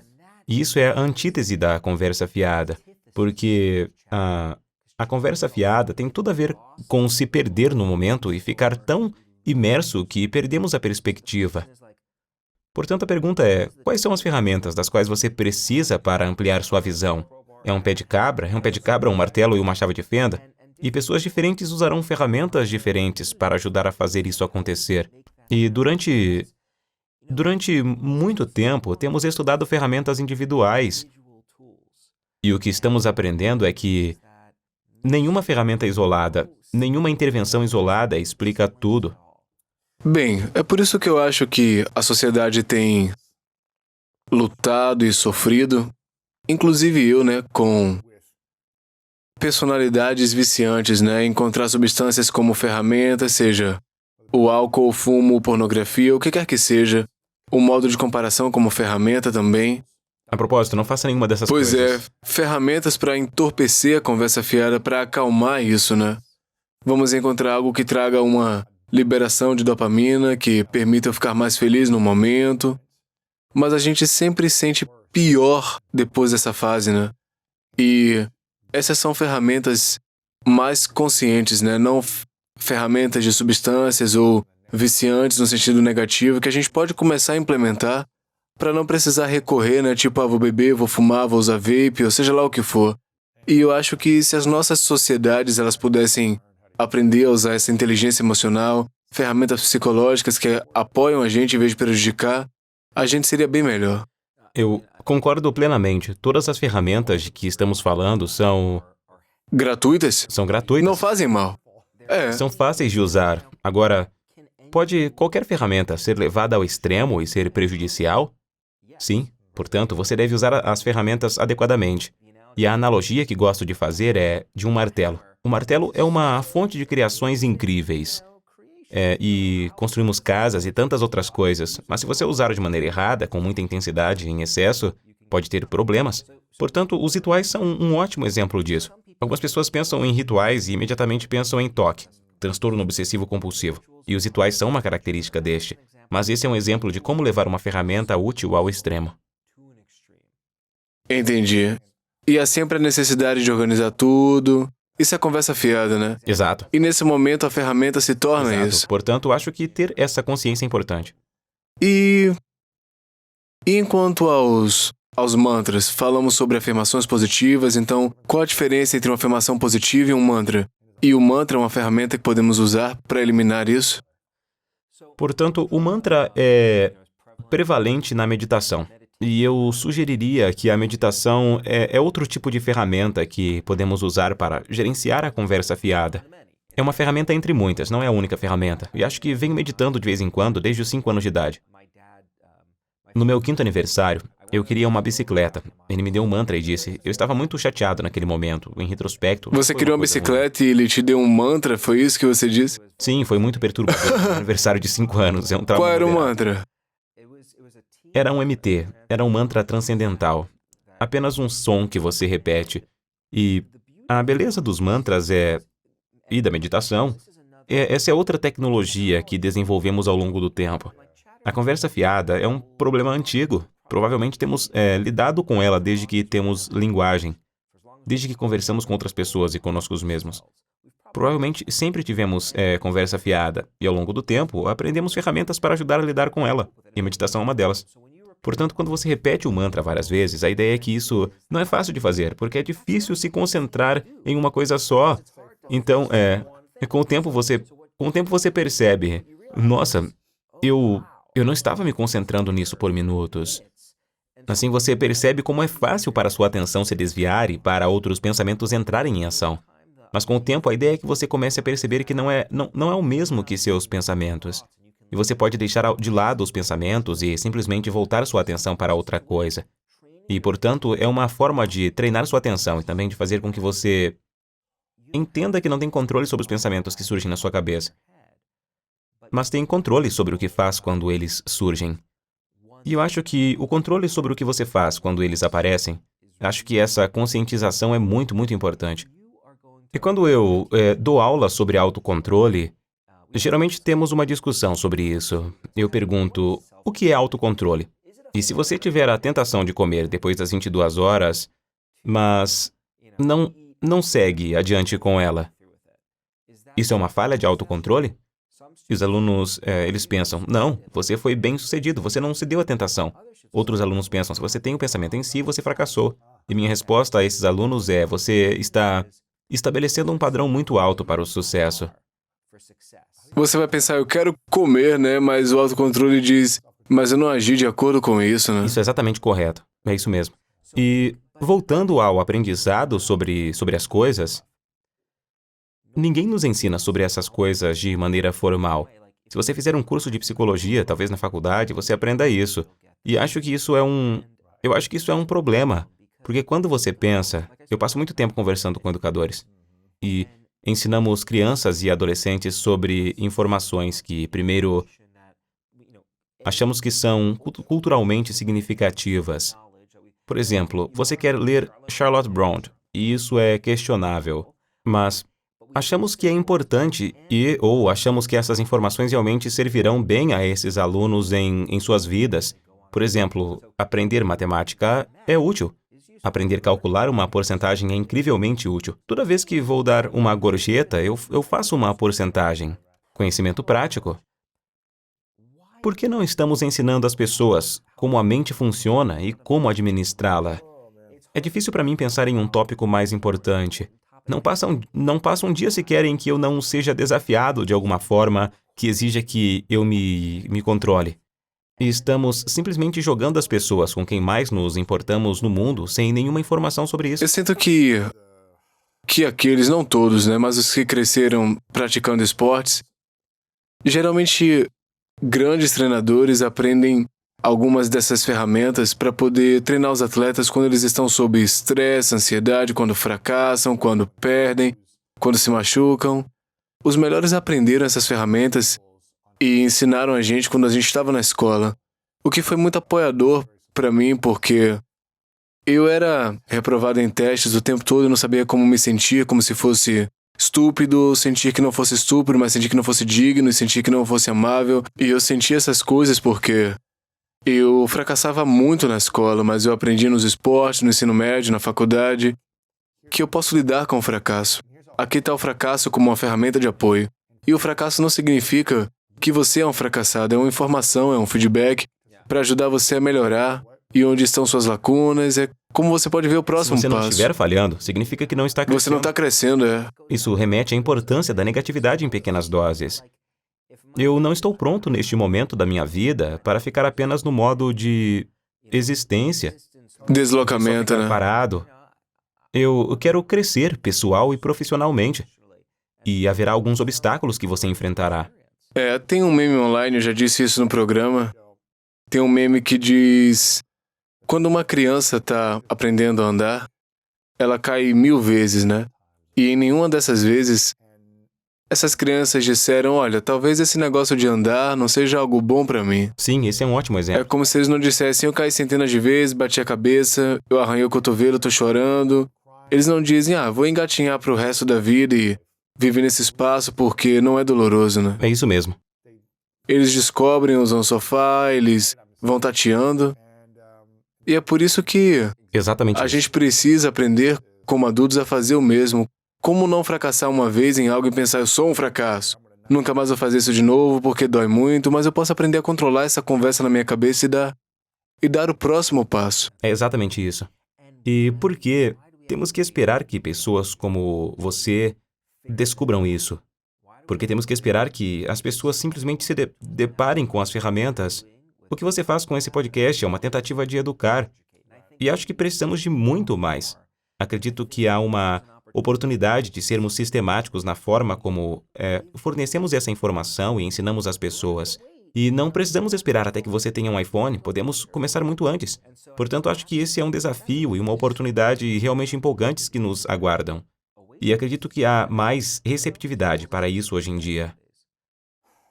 E quanto à mente subconsciente? Qual a diferença entre a mente consciente e a subconsciente? E como podemos gerenciar a conversa fiada na mente subconsciente? Bem, eu gostaria de saber responder a essa. A mente consciente é aquilo de que estamos cientes. Nossa experiência subjetiva de quem somos e como nos sentimos. E esse é um território, esse é um espaço em que me sinto confortável. Foi isso que você estudou, né? Sinto-me confortável. A mente subconsciente é um grande mistério. Ainda não sabemos exatamente o que dá origem a um determinado tipo de pensamento. Por que um pensamento surge?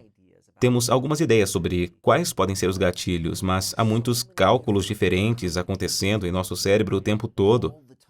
O cérebro não se desliga quando você dorme ou quando não está Ele está pensando, a né? pensar, está sempre se envolvendo em diferentes operações. Você poderia argumentar que tudo isso é subconsciente. Portanto, só quando as coisas chegam à nossa consciência é que podemos começar a modulá-las. Entendi. Não conheço ferramentas que possam ser úteis para gerenciar a conversa fiada do subconsciente. Freud era um grande defensor disso, e muitas dessas ferramentas não resistiriam ao teste do tempo. Portanto, isso não quer dizer que não encontraremos ferramentas em algum momento. Ainda temos muito a aprender. Mas isso não é algo que eu saberia como orientar alguém. Eu cresci numa religião chamada Ciência Cristã. A fundadora se chama Mary Baker Eddy. E ela tinha uma citação que diz: fique em guarda na porta do pensamento. E isso é algo que eu ouvi muitas vezes, né? Para não permitir que pensamentos negativos ou mortais entrassem na minha mente e tomassem conta dela. Porque eram coisas que me machucavam e me faziam ter pensamentos nocivos sobre mim, sobre os outros, sobre fazer coisas imorais, coisas assim. E isso sempre me acompanhou para que eu pudesse ficar de guarda na porta do meu pensamento, né? E não controlamos o que chega à porta, as coisas que chegam à porta, né? A porta da mente o tempo inteiro, mas como você disse, a gente controla como nós reagimos às coisas. Abrimos a porta e permitimos que entrem e fiquem, ou abrimos a porta e dizemos, pode sair, vai embora. Bem, e isso descreve exatamente a diferença entre... Para responder a sua pergunta, acho que há um momento e um lugar para se envolver com o pensamento e simplesmente deixá-lo flutuar. Muitas práticas de atenção plena, abordagens baseadas na atenção plena e na aceitação para lidar com a diversidade, sugerem que quando nos observarmos tendo um pensamento negativo, devemos reconhecê-lo, aceitá-lo e deixá-lo ir embora, não se envolver com ele. E essa abordagem pode ser útil, com certeza. Se o pensamento negativo é irrelevante e não tem nenhuma implicação para o meu futuro, é apenas uma cognição aleatória e autodestrutiva. Então, deixe-o ir embora e pronto. Uma metáfora que adoro é pensar na mente como um ônibus escolar. E há diferentes passageiros, diferentes crianças que entram. Você é o motorista do ônibus. E há passageiros que entram, alguns jogam bolas de cuspe e outros são simpáticos. E as crianças entram e saem do ônibus.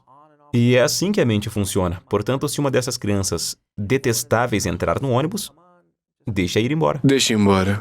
Então, há um tempo e um lugar para isso. Mas também há um momento em que precisamos nos envolver com as coisas negativas. Temos de nos envolver com elas porque precisamos aprender com elas. E se você realmente errar às vezes, conheço algumas pessoas que são muito habilidosas em simplesmente não se apegar às coisas negativas. Elas não assumem a responsabilidade, a obrigação, ou prestam conta e dizem, olha, não fui eu, não é minha culpa. Então, também não acho que isso seja produtivo. Claro. Então você deve ser estratégico e ágil. Isso remete ao fato de que não existe um tamanho único para todos. Nós desenvolvemos essas diferentes ferramentas por um motivo.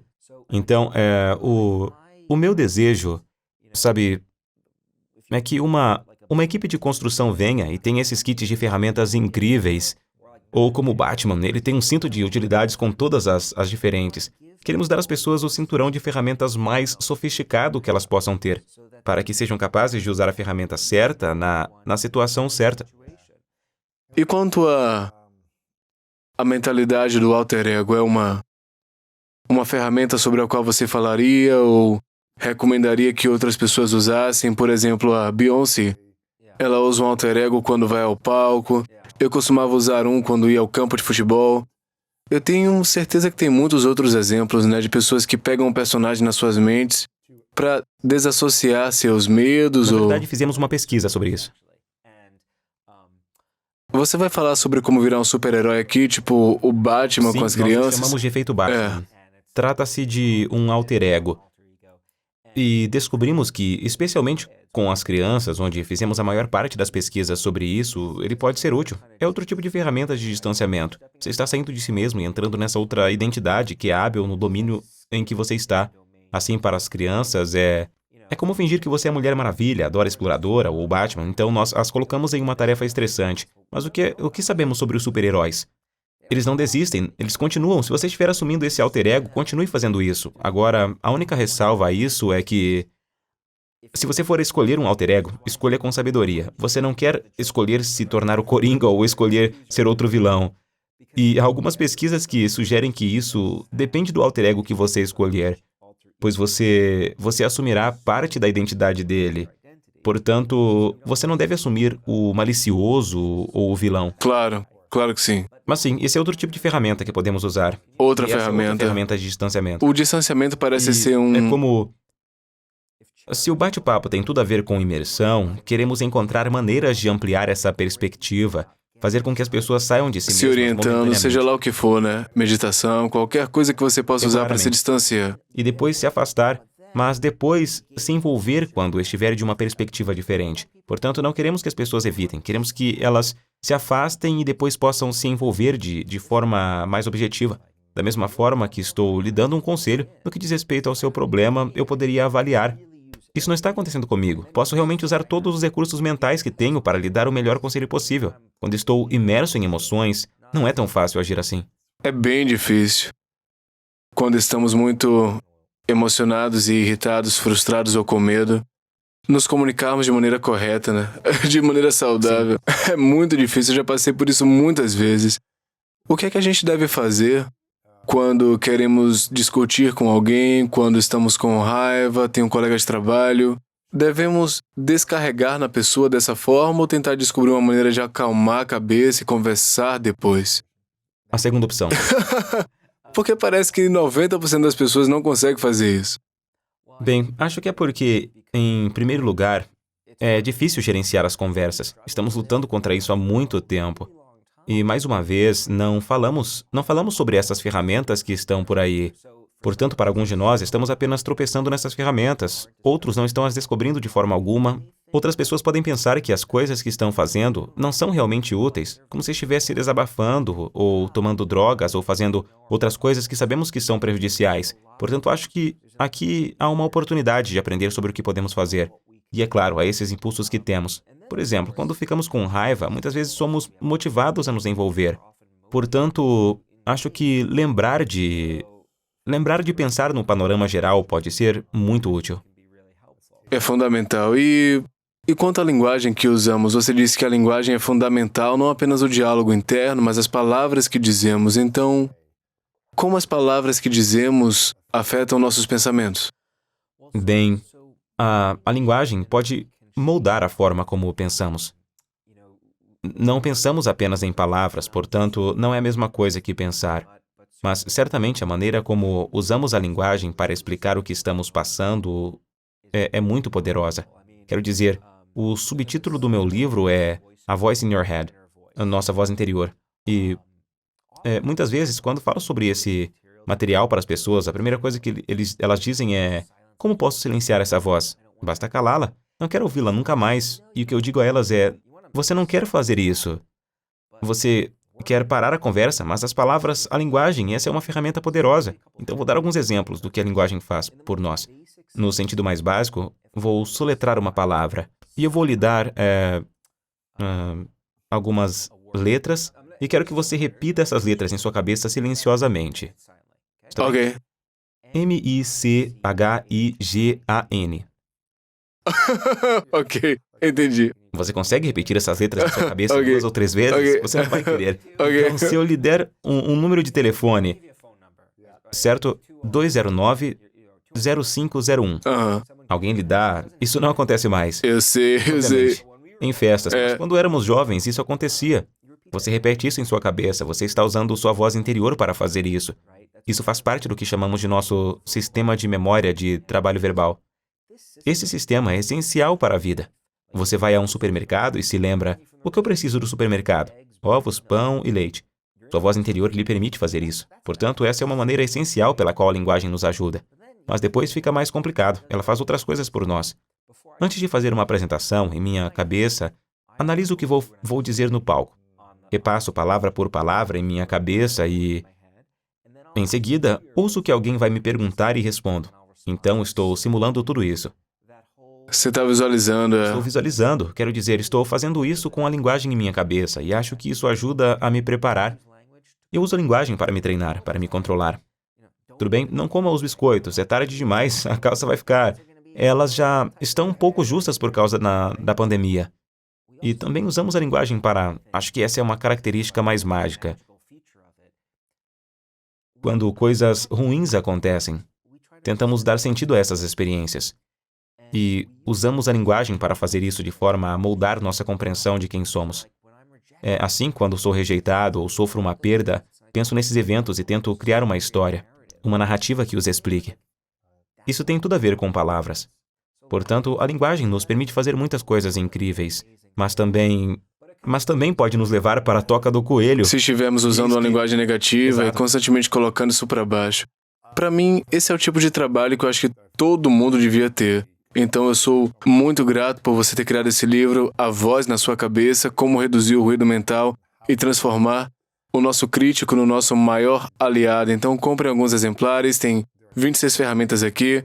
Eu estava examinando muitas delas e eu senti que eu já usava algumas e outras eu pensei, tipo, uau, isso é uma coisa poderosa que eu podia começar a aplicar na minha vida. Então compre esse livro, é uma ferramenta muito, muito poderosa que você pode usar para si mesmo e para outras pessoas na sua vida. Então, comprem um livro chamado A Voz na Sua Cabeça, Como Reduzir o Ruído Mental e Como Transformar o Nosso Crítico em Nosso Maior Aliado. A gente pode te encontrar online? Sim, você acessa o meu site www.ethancross.com E também estou no Instagram, no Twitter, no LinkedIn. Qual o seu em todos canal os canais. principal? O que é que você mais gosta de usar? Instagram, LinkedIn? Tudo isso é novo pra mim. Comecei recentemente a usar. Você tá no mundo dos professores, né? Um Você mundo não deve fazer diferente. isso, na verdade. Eu estudei mídia social e bem-estar, então eu sei que pode Interessante. ser contaminado. Você precisa ter cuidado ao navegar por ele. Com certeza. E devo dizer que gosto muito do Instagram. Legal, muito bem. E você, qual é o seu favorito?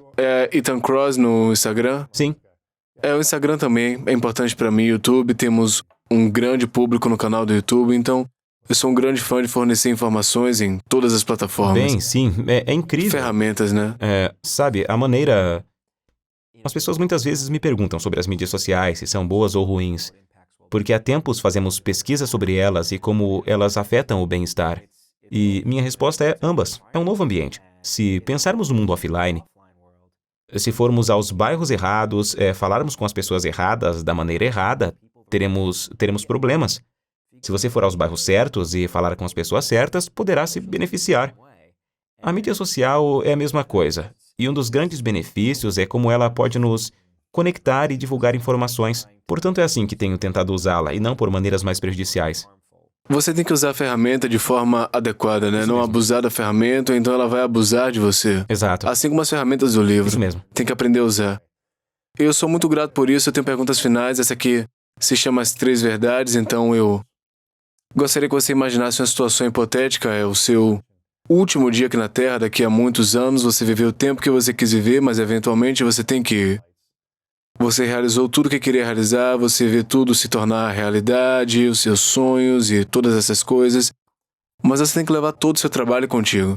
Ninguém tem acesso ao seu conteúdo, suas palavras, vídeos, nada.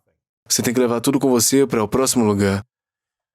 Mas você pode deixar para trás 3 coisas que você sabe que são verdades a partir das suas experiências de vida. Lições que compartilharia com o mundo. Então, isso é tudo que a gente teria para se lembrar de ti. Eu chamo de 3 verdades, suas 3 lições. O que é que você diria serem as suas? Puxa vida. Isso deveria ter vindo ao memorando antes de falar. Eu sei. Então, quais são as 3 verdades?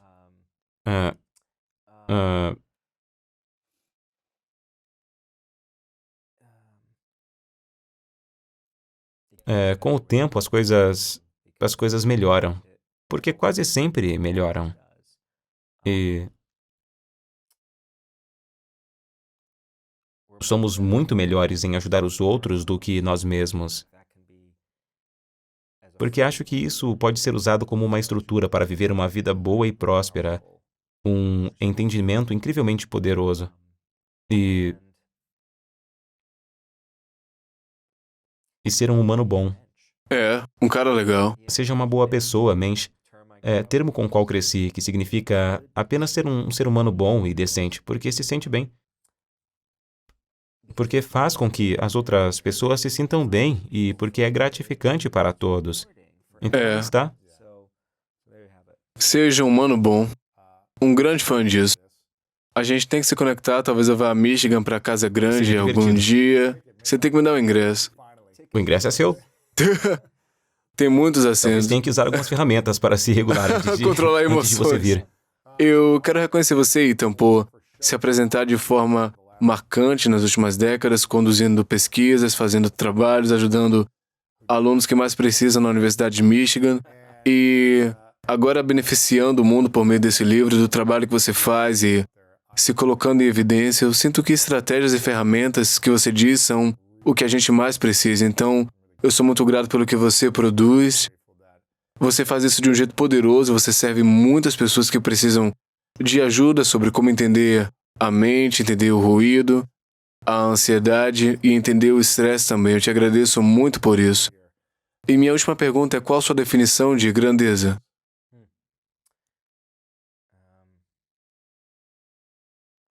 Desculpe, essa é nova para mim. Gostaria de ter recebido um aviso sobre essa. Não se preocupe. Minha definição de grandeza é... Minha definição de grandeza é fazer com que outra pessoa fique um pouco melhor do que antes de conhecê-lo. E quanto ao mundo, eu acho que se eu for para o próximo domínio, fazê-lo apenas um pouco melhor do que era antes de eu chegar. Essa seria a definição de uma grande vida. Gostei. Ethan, muito obrigado. Valeu, cara. Obrigado. Valeu. Para podermos processar o que está acontecendo. A taxa de piscar os olhos é algo que muitas pessoas manipuladoras não podem controlar. E quando eu compartilho isso, as pessoas dizem: eu conheço uma pessoa narcisista e manipuladora que tem uma taxa de piscar os olhos muito alta.